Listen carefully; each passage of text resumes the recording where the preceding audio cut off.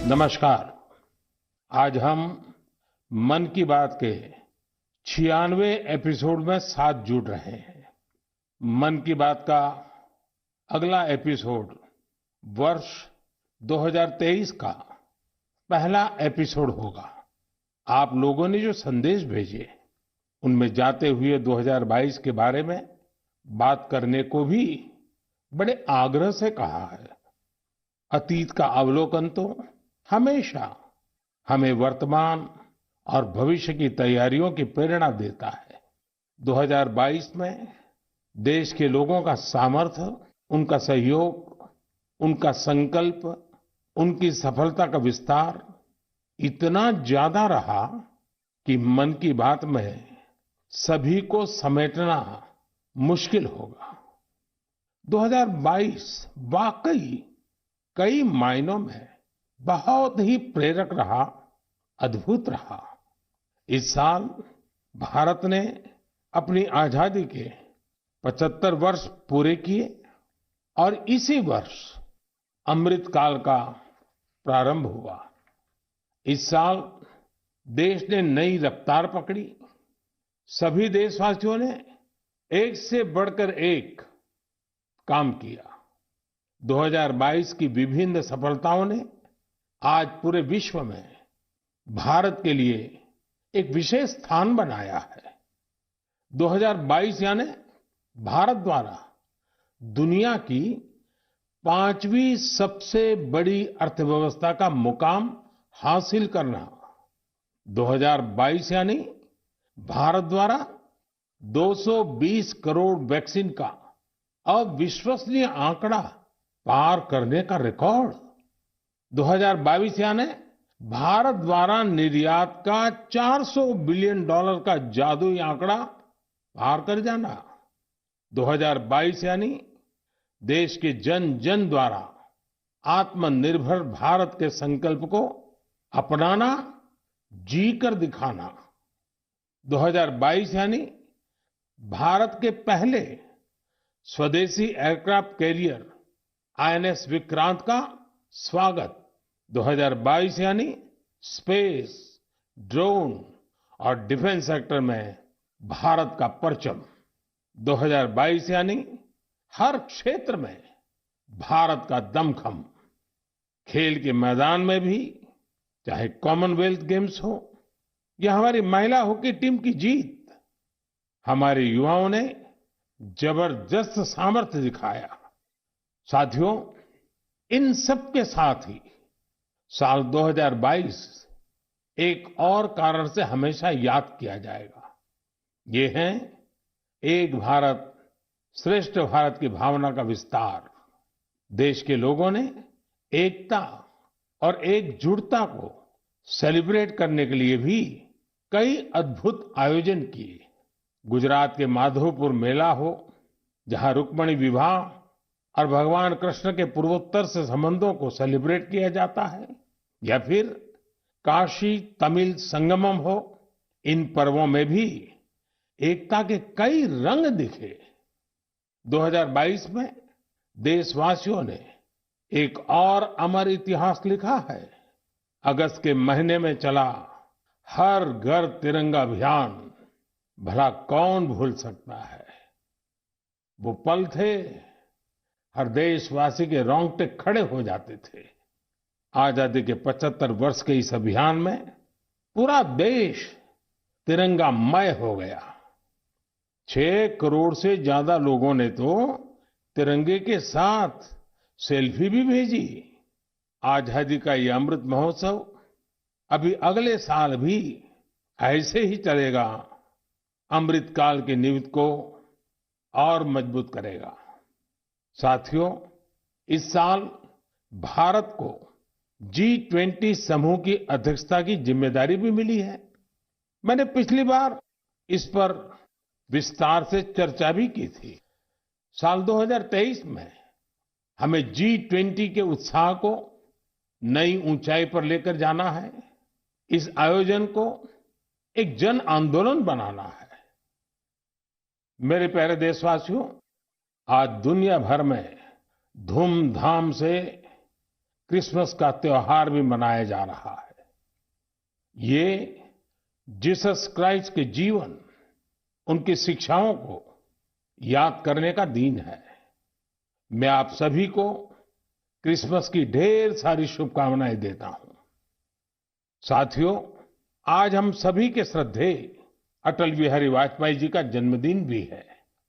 वे एक महान राजनेता थे, जिन्होंने देश को असाधारण नेतृत्व दिया। हर भारतवासी के हृदय में उनके लिए एक खास स्थान है। मुझे कोलकाता से आस्था जी का एक पत्र मिला है। इस पत्र में उन्होंने हाल की अपनी दिल्ली यात्रा का जिक्र किया है। वे लिखती हैं कि इस दौरान उन्होंने पीएम म्यूजियम देखने के लिए समय निकाला।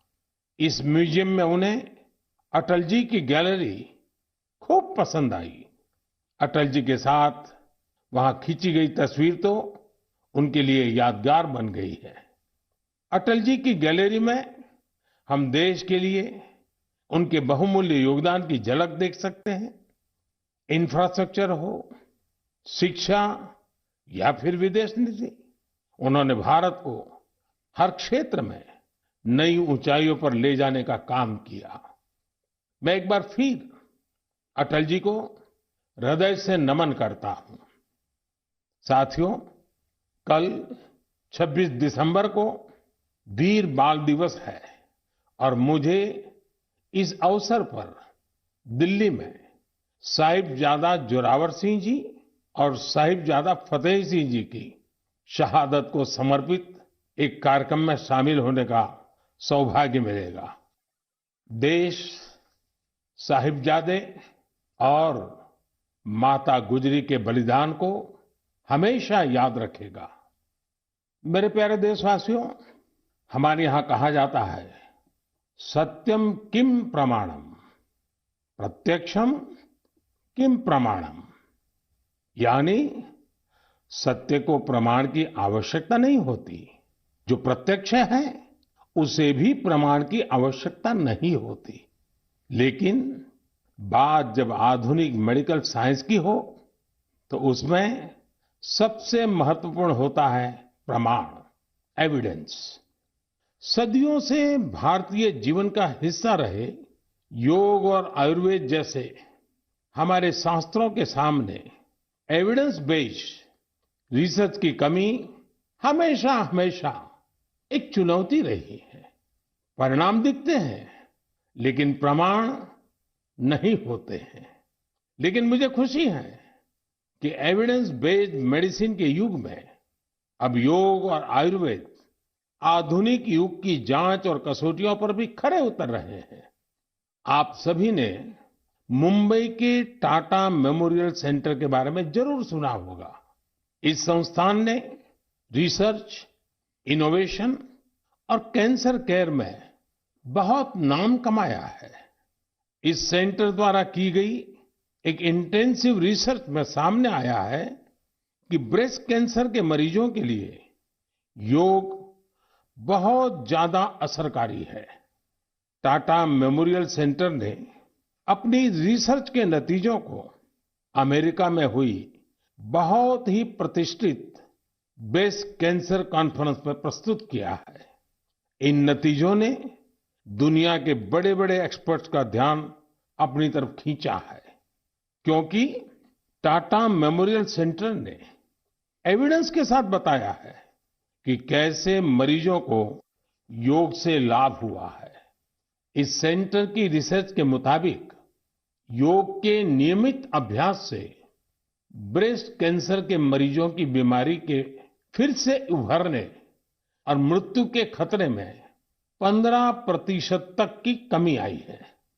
भारतीय पारंपरिक चिकित्सा में यह पहला उदाहरण है जिसे पश्चिमी तौर तरीकों वाले कड़े मानकों पर परखा गया है।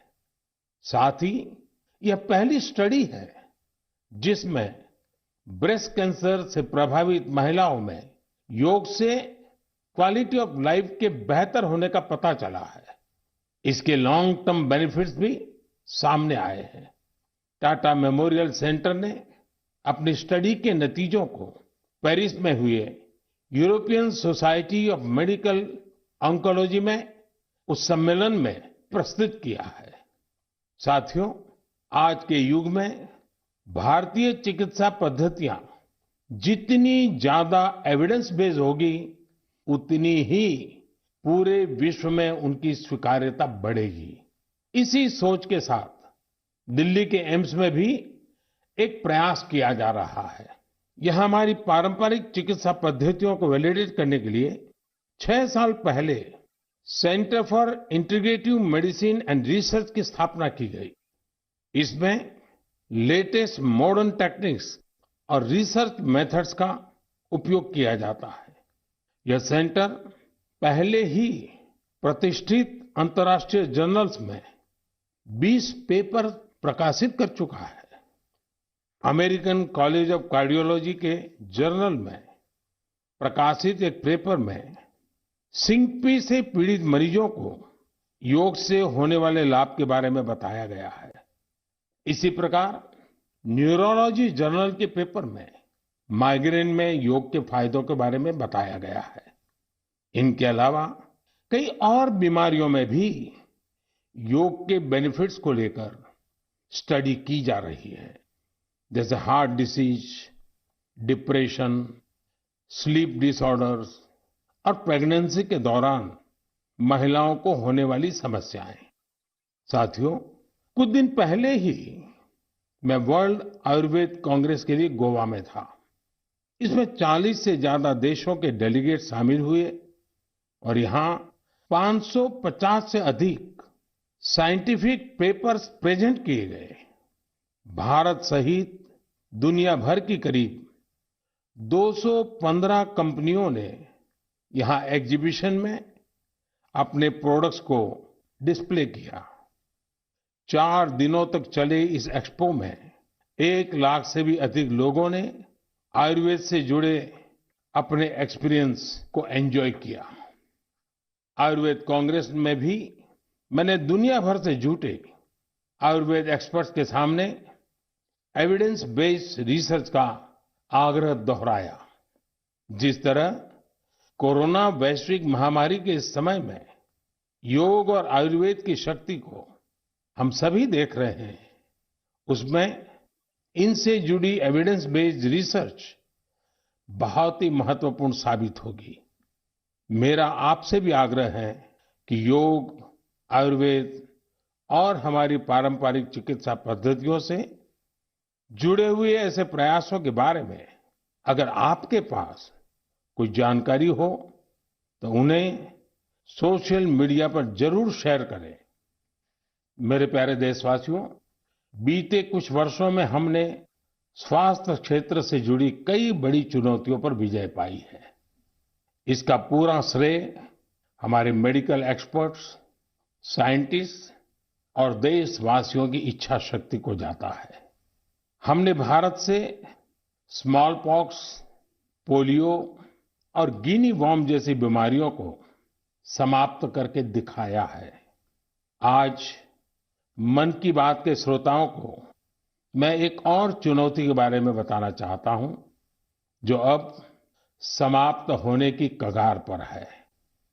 ये चुनौती है, ये बीमारी है कालाजार। इस बीमारी का परजीवी सैंड फ्लाई यानी बालू मक्खी के काटने से फैलता है। जब किसी को कालाजार होता है तो उसे महीनों तक बुखार रहता है, खून की कमी हो जाती है, शरीर कमजोर पड़ जाता है और वजन भी घट जाता है। यह बीमारी बच्चों से लेकर बड़ों तक किसी को भी हो सकती है, लेकिन सबका प्रयास से कालाजार नाम की ये बीमारी अब तेजी से समाप्त होती जा रही है। कुछ समय पहले तक कालाजार का प्रकोप 4 राज्यों के 50 से अधिक जिलों में फैला हुआ था, लेकिन अब ये बीमारी बिहार और झारखंड के 4 जिलों तक ही सिमटकर रह गई है। मुझे विश्वास है बिहार, झारखंड के लोगों का सामर्थ्य, उनकी जागरूकता इन 4 जिलों से भी कालाजार को समाप्त करने में सरकार के प्रयासों को मदद करेगी। कालाजार प्रभावित क्षेत्रों के लोगों से भी मेरा आग्रह है कि वो 2 बातों का जरूर ध्यान रखें। एक है सैंड फ्लाई या बालू मक्खी पर नियंत्रण और दूसरा जल्द से जल्द इस रोग की पहचान और पूरा इलाज। कालाजार का इलाज आसान है। इसके लिए काम आने वाली दवाएं भी बहुत कारगर होती हैं। बस आपको सतर्क रहना है। बुखार हो तो लापरवाही ना बरतें और बालू मक्खी को खत्म करने वाली दवाइयों का छिड़काव भी करते रहें। जरा सोचिए, हमारा देश जब कालाजार से भी मुक्त हो जाएगा तो ये हम सभी के लिए कितनी खुशी की बात होगी। सबका प्रयास की इसी भावना से हम भारत को 2025 तक टीबी मुक्त करने के लिए भी काम कर रहे हैं। आपने देखा होगा, बीते दिनों जब टीबी मुक्त भारत अभियान शुरू हुआ तो हजारों लोग टीबी मरीजों की मदद के लिए आगे आए। ये लोग निक्षय मित्र बनकर टीबी के मरीजों की देखभाल कर रहे हैं, उनकी आर्थिक मदद कर रहे हैं। जन सेवा और जन भागीदारी की यही शक्ति हर मुश्किल लक्ष्य को प्राप्त करके ही दिखाती है। मेरे प्यारे देशवासियों, हमारी परंपरा और संस्कृति का मां गंगा से अटूट नाता है। गंगा जल हमारी जीवन धारा का अभिन्न हिस्सा रहा है और हमारे शास्त्रों में भी कहा गया है, नमामि गंगे तव पाद पंकजम सुर असुरई वंदित दिव्य रूपम भुक्तिम च मुक्तिम च ददासि नित्यम भाव अनुसारेण सदा नराणाम। अर्थात, हे मां गंगा, आप अपने भक्तों को उनके भाव के अनुरूप सांसारिक सुख, आनंद और मोक्ष प्रदान करती है। सभी आपके पवित्र चरणों का वंदन करते हैं। मैं भी आपके पवित्र चरणों में अपना प्रणाम अर्पित करता हूं। ऐसे में सदियों से कल कल बहती मां गंगा को स्वच्छ रखना हम सबकी बहुत बड़ी जिम्मेदारी है। इसी उद्देश्य के साथ 8 साल पहले हमने नमामि गंगे अभियान की शुरुआत की थी। हम सभी के लिए गौरव की बात है कि भारत की इस पहल को आज दुनिया भर की सराहना मिल रही है।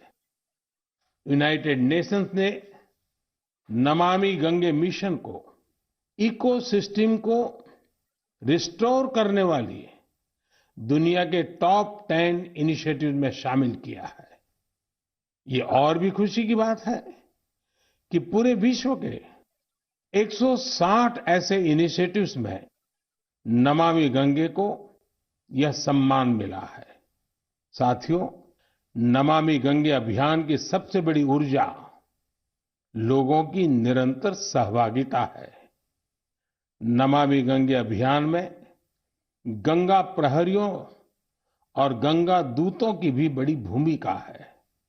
वे पेड़ लगाने, घाटों की सफाई, गंगा आरती, नुक्कड़ नाटक, पेंटिंग और कविताओं के जरिए जागरूकता फैलाने में जुटे हैं। इस अभियान से बायोडायवर्सिटी में भी काफी सुधार देखा जा रहा है। हिल्सा मछली, गंगा डॉल्फिन और कछुओं की विभिन्न प्रजातियों की संख्या में काफी वृद्धि हुई है। गंगा का इकोसिस्टम क्लीन होने से आजीविका के अन्य अवसर भी बढ़ रहे हैं। यहाँ मैं जलज आजीविका मॉडल की चर्चा करना चाहूंगा, जो कि बायोडायवर्सिटी को ध्यान में रखकर तैयार किया गया है। इस टूरिज्म बेस्ड बोट सफारीज को 26 लोकेशंस पर लॉन्च किया गया है। जाहिर है, नमामि गंगे मिशन का विस्तार, उसका दायरा नदी की सफाई से कहीं ज्यादा बढ़ा है। ये जहां हमारी इच्छा शक्ति और अथक प्रयासों का एक प्रत्यक्ष प्रमाण है, वहीं ये पर्यावरण संरक्षण की दिशा में विश्व को भी एक नया रास्ता दिखाने वाला है। मेरे प्यारे देशवासियों, जब हमारी संकल्प शक्ति मजबूत हो तो बड़ी से बड़ी चुनौती भी आसान हो जाती है। इसकी मिसाल पेश की है सिक्किम के थेगू गांव के संगे शेरपा जी ने। ये पिछले 14 साल से 12,000 फीट से भी ज्यादा की ऊंचाई पर पर्यावरण संरक्षण के काम में जुटे हुए हैं। संगे जी ने सांस्कृतिक और पौराणिक महत्व का सोमगो लेक, उसे स्वच्छ रखने का बीड़ा उठा लिया है। अपने अथक प्रयासों से उन्होंने इस ग्लेशियर लेक का रंग रूप ही बदल डाला है। साल 2008 में संगे शेरपा जी ने जब स्वच्छता का यह अभियान शुरू किया था, तब उन्हें कई मुश्किलों का सामना करना पड़ा, लेकिन देखते ही देखते उनके इस नेक कार्यों में युवाओं और ग्रामीणों के साथ ही पंचायत का भी भरपूर सहयोग मिलने लगा। आज आप अगर सोमगो लेक को देखने जाएंगे तो वहां चारों ओर आपको बड़े-बड़े गार्बेज बिन्स मिलेंगे। अब यहाँ जमा हुए कूड़े कचरे को रिसाइकलिंग के लिए भेजा जाता है। यहाँ आने वाले पर्यटकों को कपड़े से बने गार्बेज बैग्स भी दिए जाते हैं, ताकि कूड़ा कचरा इधर उधर न फेंके। अब बेहद साफ सुथरी हो चुकी इस झील को देखने हर साल करीब 5 लाख पर्यटक यहाँ पहुंचते हैं। सोमगो लेक के संरक्षण के इस अनूठे प्रयास के लिए संगे शेरपा जी को कई संस्थाओं ने सम्मानित भी किया है। ऐसी ही कोशिशों के बदौलत आज सिक्किम की गिनती भारत के सबसे स्वच्छ राज्यों में होती है। मैं संगे शेरपा जी और उनके साथियों के साथ साथ देश भर में पर्यावरण संरक्षण के नेक प्रयास में जुटे लोगों की भी हृदय से प्रशंसा करता हूं। साथियों, मुझे खुशी है कि स्वच्छ भारत मिशन आज हर भारतीय के मन में रच बस चुका है। साल 2014 में इस जन आंदोलन के शुरू होने के साथ ही इसे नई ऊंचाइयों पर ले जाने के लिए लोगों ने कई अनूठे प्रयास किए हैं। और ये प्रयास सिर्फ समाज के भीतर ही नहीं, बल्कि सरकार के भीतर भी हो रहे हैं। लगातार इन प्रयासों का परिणाम ये है, कूड़ा कचरा हटने के कारण, बिन जरूरी सामान हटने के कारण दफ्तरों में काफी जगह खुल जाती है, नया स्पेस मिल जाता है। पहले जगह के अभाव में दूर दूर किराए पर दफ्तर रखने पड़ते थे। इन दिनों ये साफ सफाई के कारण इतनी जगह मिल रही है कि अब एक ही स्थान पर सारे दफ्तर बैठ रहे हैं। पिछले दिनों सूचना और प्रसारण मंत्रालय ने भी मुंबई में, अहमदाबाद में, कोलकाता में, शिलांग में, कई शहरों में अपने दफ्तरों में भरपूर प्रयास किया और उसके कारण आज उनको 2-2, 3-3 मंजिलें पूरी तरह नए सिरे से काम में आ सके ऐसी उपलब्ध हो गई। ये अपने आप में स्वच्छता के कारण हमारे संसाधनों का ऑप्टिमम यूटिलाइजेशन का उत्तम अनुभव आ रहा है। समाज में भी, गांव-गांव, शहर-शहर में भी, उसी प्रकार से दफ्तरों में भी ये अभियान देश के लिए भी हर प्रकार से उपयोगी सिद्ध हो रहा है। मेरे प्यारे देशवासियों, हमारे देश में अपनी कला संस्कृति को लेकर एक नई जागरूकता आ रही है, एक नई चेतना जागृत हो रही है। मन की बात में हम अक्सर ऐसे उदाहरणों की चर्चा भी करते हैं, जैसे कला, साहित्य और संस्कृति समाज की सामूहिक पूंजी होते हैं। वैसे ही इन्हें आगे बढ़ाने की जिम्मेदारी भी पूरे समाज की होती है। ऐसा ही एक सफल प्रयास लक्षद्वीप में हो रहा है। यहाँ कल्पेनी द्वीप पर एक क्लब है, कुमेल ब्रदर्स चैलेंजर्स क्लब।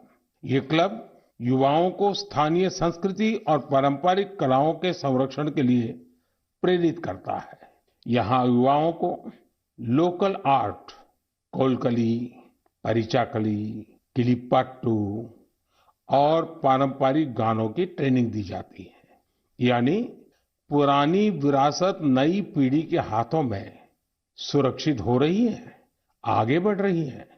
और साथियों, मुझे खुशी है इस प्रकार के प्रयास देश में ही नहीं विदेश में भी हो रहे हैं। हाल ही में दुबई से खबर आई कि वहां के कलारी क्लब ने Guinness book of world records में नाम दर्ज किया है। कोई भी सोच सकता है कि दुबई के क्लब ने रिकॉर्ड बनाया तो ये भारत से क्या संबंध। दरअसल ये रिकॉर्ड भारत की प्राचीन मार्शल आर्ट कलारियपट्टू से जुड़ा है। ये रिकॉर्ड एक साथ सबसे अधिक लोगों के द्वारा कलारी के प्रदर्शन का है। कलारी क्लब दुबई में दुबई पुलिस के साथ मिलकर ये प्लान किया और यूएई के नेशनल डे में प्रदर्शित किया। इस आयोजन में 4 साल के बच्चों से लेकर 60 वर्ष तक के लोगों ने कलारी की अपनी क्षमता का बेहतरीन प्रदर्शन किया। अलग अलग पीढ़ियां कैसे एक प्राचीन परंपरा को आगे बढ़ा रही हैं, पूरे मनोयोग से बढ़ा रही हैं, ये उसका अद्भुत उदाहरण है। साथियों, मन की बात के श्रोताओं को मैं कर्नाटका के गडक जिले में रहने वाले कवेम श्री जी के बारे में भी बताना चाहता हूँ। कवेम श्री दक्षिण में कर्नाटका की कला संस्कृति को पुनर्जीवित करने के मिशन में पिछले 25 वर्षों से अनवरत लगे हुए हैं। आप कल्पना कर सकते हैं कि उनकी तपस्या कितनी बड़ी है। पहले तो वो होटल मैनेजमेंट के प्रोफेशन से जुड़े थे, लेकिन अपनी संस्कृति और परंपरा को लेकर उनका लगाव इतना गहरा था कि उन्होंने इसे अपना मिशन बना लिया। उन्होंने कला चेतना के नाम से एक मंच बनाया। ये मंच आज कर्नाटका के और देश विदेश के कलाकारों के कई कार्यक्रम आयोजित करता है। इसमें लोकल आर्ट और कल्चर को प्रमोट करने के लिए कई इनोवेटिव काम भी होते हैं। साथियों, अपनी कला संस्कृति के प्रति देशवासियों के उत्साह अपनी विरासत पर गर्व की भावना का ही प्रकटीकरण है। हमारे देश में तो हर कोने में ऐसे कितने ही रंग बिखरे हैं। हमें भी उन्हें सजाने, संवारने और संरक्षित करने के लिए निरंतर काम करना चाहिए। मेरे प्यारे देशवासियों, देश के अनेक क्षेत्रों में बांस से अनेक सुंदर और उपयोगी चीजें बनाई जाती हैं। विशेष रूप से आदिवासी क्षेत्रों में बांस के कुशल कारीगर, कुशल कलाकार है। जब से देश ने बैम्बू से जुड़े अंग्रेजों के जमाने के कानूनों को बदला है, इसका एक बड़ा बाजार तैयार हो गया है। महाराष्ट्र के पालघर जैसे क्षेत्रों में भी आदिवासी समाज के लोग बैम्बू से कई खूबसूरत प्रोडक्ट्स बनाते हैं। बैम्बू से बनने वाले बॉक्सेस, कुर्सी, चायदानी, टोकरियां और ट्रे जैसी चीजें खूब लोकप्रिय हो रही है। यही नहीं, ये लोग बैम्बू घास से खूबसूरत कपड़े और सजावट की चीजें भी बनाते हैं। इससे आदिवासी महिलाओं को रोजगार भी मिल रहा है और उनके हुनर को पहचान भी मिल रही है। साथियों, कर्नाटका के एक दंपति सुपारी के रेशे से बनी कई यूनिक प्रोडक्ट्स इंटरनेशनल मार्केट तक पहुंचा रहे हैं। कर्नाटका में शिवमोगा में ये दंपति हैं, श्रीमान सुरेश और उनकी पत्नी श्रीमती मैथिली। ये लोग सुपारी के रेशे से ट्रे, प्लेट और हैंडबैग से लेकर कई डेकोरेटिव चीजें बना रहे हैं। इसी रेशे से बनी चप्पलें भी आज खूब पसंद की जा रही हैं। उनके प्रोडक्ट्स आज लंदन और यूरोप के दूसरे बाजारों तक में बिक रहे हैं। यही तो हमारे प्राकृतिक संसाधनों और पारंपरिक हुनर की खूबी है, जो सबको पसंद आ रही है। भारत के इस पारंपरिक ज्ञान में दुनिया सस्टेनेबल फ्यूचर के रास्ते देख रही है। हमें खुद भी इस दिशा में ज्यादा से ज्यादा जागरूक होने की जरूरत है। हम खुद भी ऐसे स्वदेशी और लोकल प्रोडक्ट इस्तेमाल करें और दूसरों को भी ये उपहार में दें। इससे हमारी पहचान भी मजबूत होगी, स्थानीय अर्थव्यवस्था भी मजबूत होगी और बड़ी संख्या में लोगों का भविष्य भी उज्जवल होगा। मेरे प्यारे देशवासियों, अब हम धीरे धीरे मन की बात के 100वें एपिसोड के अभूतपूर्व पड़ाव की ओर बढ़ रहे हैं। मुझे कई देशवासियों के पत्र मिले हैं जिनमें उन्होंने 100वें एपिसोड के बारे में बड़ी जिज्ञासा प्रकट की है। 100वें एपिसोड में हम क्या बात करें, उसे कैसे खास बनाएं, इसके लिए आप मुझे अपने सुझाव भेजेंगे तो मुझे बहुत अच्छा लगेगा। अगली बार हम वर्ष 2023 में मिलेंगे। मैं आप सभी को वर्ष 2023 की शुभकामनाएं देता हूं। ये वर्ष भी देश के लिए खास रहे, देश नई ऊंचाइयों को छूता रहे। हमें मिलकर के संकल्प भी लेना है, साकार भी करना है। इस समय बहुत से लोग छुट्टियों के मूड में भी हैं। आप पर्वों को, इन अवसरों का खूब आनंद लीजिए, लेकिन थोड़ा सतर्क भी रहिए। आप भी देख रहे हैं कि दुनिया के कई देशों में कोरोना बढ़ रहा है। इसलिए हमें मास्क और हाथ धुलने जैसी सावधानियों का और ज्यादा ध्यान रखना है। हम सावधान रहेंगे तो सुरक्षित भी रहेंगे और हमारे उल्लास में कोई रुकावट भी नहीं पड़ेगी। इसी के साथ आप सभी को एक बार फिर ढेरों शुभकामनाएं। बहुत बहुत धन्यवाद। नमस्कार। तो प्रधानमंत्री नरेंद्र मोदी को सुन रहे थे आप। प्रधानमंत्री नरेंद्र मोदी का 2022 यानी कि इस साल के आखिरी मन की बात को सुना आपने। प्रधानमंत्री नरेंद्र मोदी ने बताया कि 2022 कैसे भारत के लिए खास था, कैसे वैश्विक चुनौतियों से पार पाते हुए भारत आगे बढ़ा है और भारत ने अलग अलग क्षेत्रों में कीर्तिमान स्थापित किया।